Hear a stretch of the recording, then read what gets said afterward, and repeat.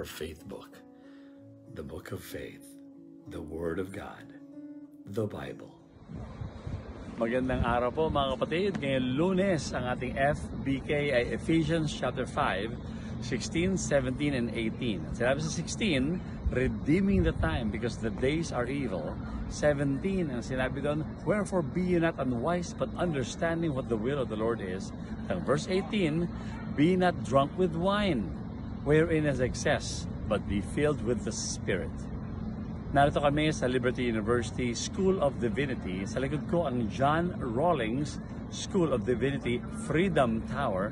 Ito ang pinakasentro at puso ng Liberty University. Ang Liberty University ang pinakamalaking university na Kristiyano sa buong mundo. Ang kanilang online students ay 140,000 students all over the world at meron silang 16,000 students dito mismo sa Lynchburg, Virginia. Ilan yun?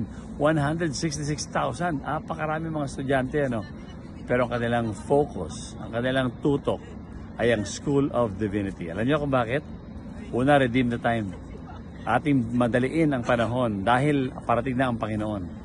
At dapat tayo maging marunong, dapat tayo maging maalam sa kalooban ng Panginoon.